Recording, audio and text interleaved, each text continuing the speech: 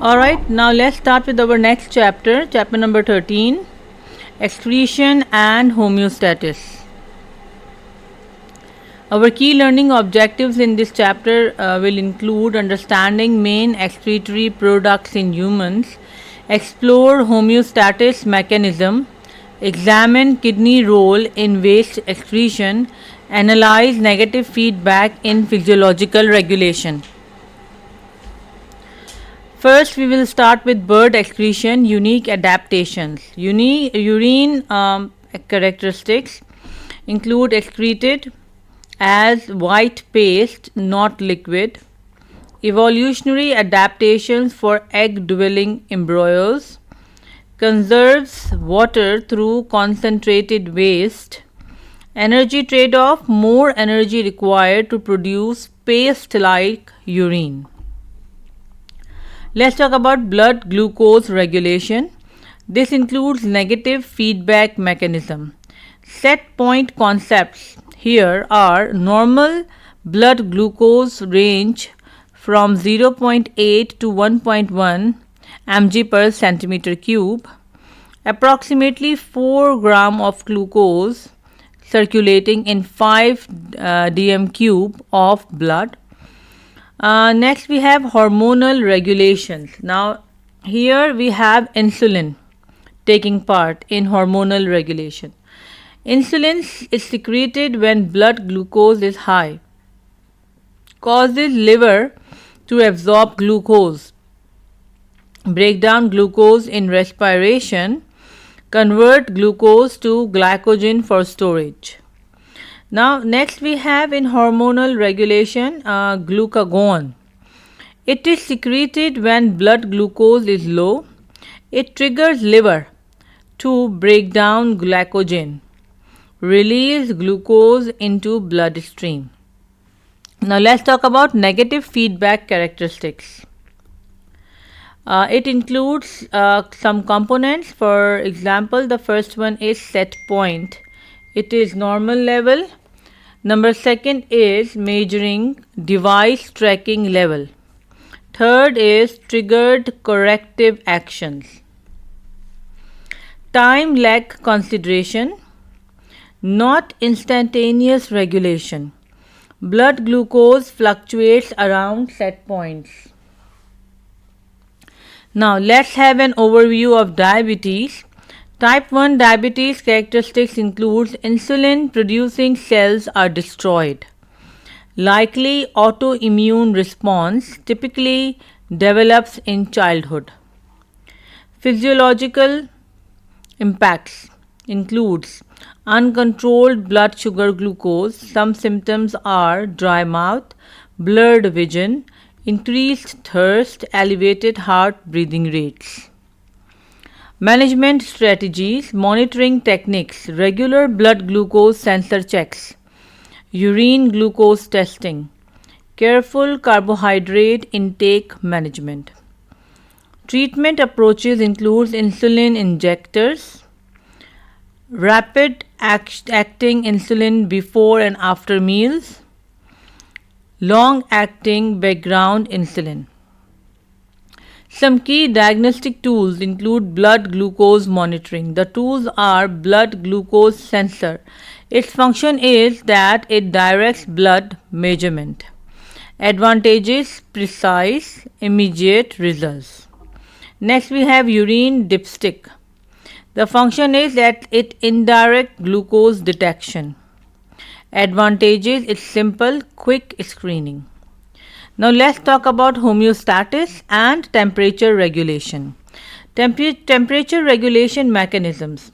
Skin role in temperature control. When body temperature drops, erector muscles contracts, pulling hairs upward. Trapped warm air layer act as insulation. Arterioles undergoes vasoconstrictions. Blood flows redirected to deeper capillaries, reduces heat loss to external environment. Then sweat gland secretion reduces, followed by muscles which may engage in shivering. Quick muscles contractions happens which generates heat. Heat distributed then through the blood circulation. Hence the whole steps are mentioned here from the beginning as soon as the temperature drops and until the point where it distributed into the blood circulations. Now, similarly, we have a process when body temperature rises. Here we have cooling mechanisms. So erector muscles relaxes here and hairs lie flat. Vasodilation occurs, that is, arterioles near skin surface expands, increase blood flow to surface, sweat glands increase secretions, sweat evaporation produces cooling effects. Now let's talk about negative feedback in temperature control. Key components include receptors. They are located in the skin and hypothalamus. The set points are that the body temperature is normal. Effectors, skin and muscles responses. Now let's talk about homeostasis principles. The definition of homeostasis is that it maintenance of constant internal environment. It involves negative feedback mechanism, aims to keep critical body parameters stable. Key characteristics of homeostasis involve receptors detecting changes, triggers responses to return to set point, prevent extreme fluctuations in body system. Now we have metabolic responses as well. These are temperature related metabolic changes. Liver cells, respiration may increase here. Muscles metabolism generates additional heat and chemical reaction speeds can change. Insulation factors include fatty tissues. Underneath skin helps reduce heat loss, provides additional thermal protection. Some practical applications include teaching negative feedback. Lesson planning recommendations like duration 8 to 10 minutes include active learning components, focus on single homeostatic examples, use visual aids, slides, videos, check that student understanding through targeted questions.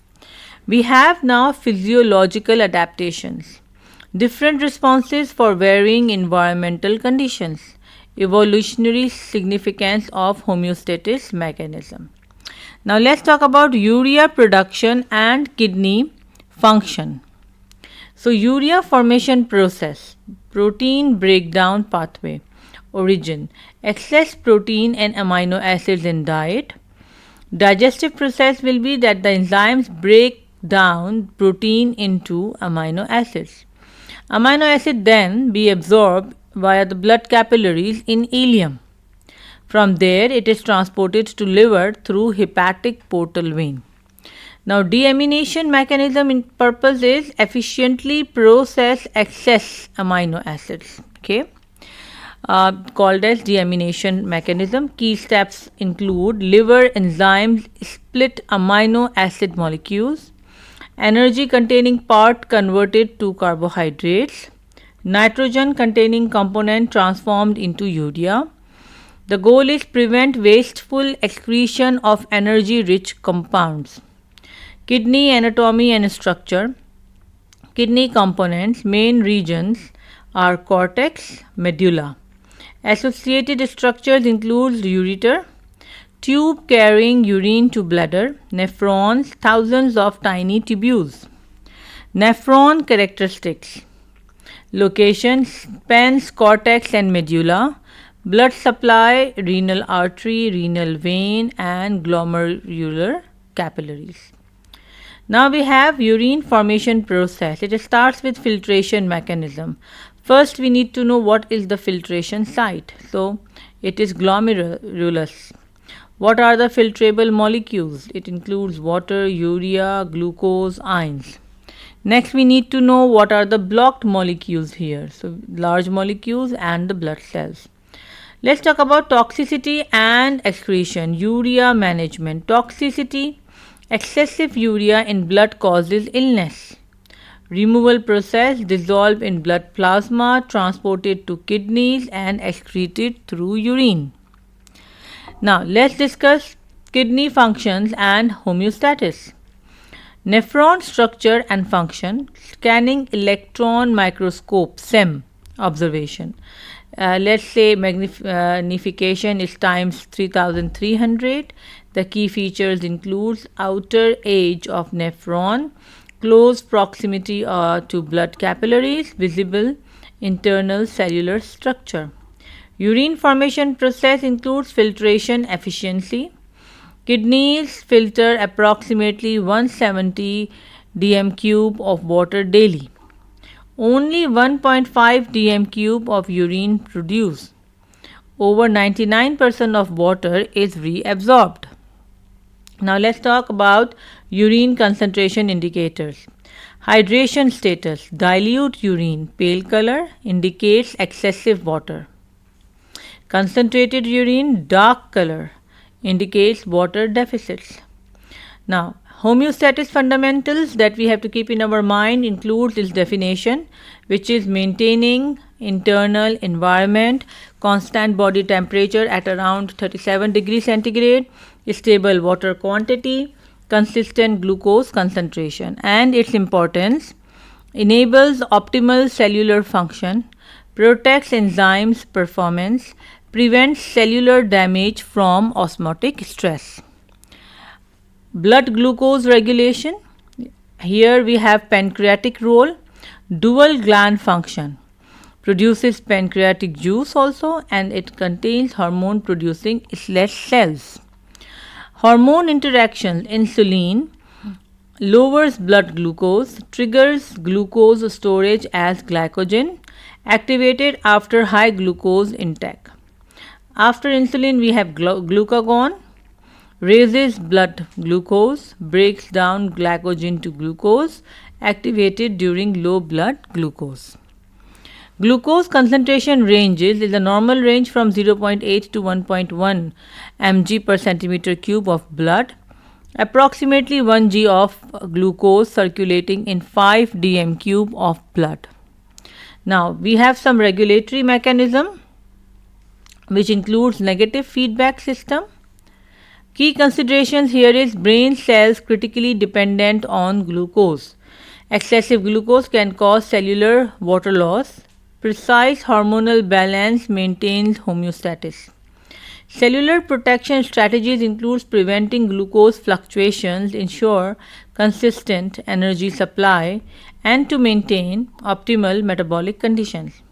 Some additional insights that you should keep in your mind includes: kidney play crucial role in waste and water management. Pancreatic hormones work synergistically. Homeostasis is dynamic and a continuous process. With this, we finish this chapter and see you in our next chapter.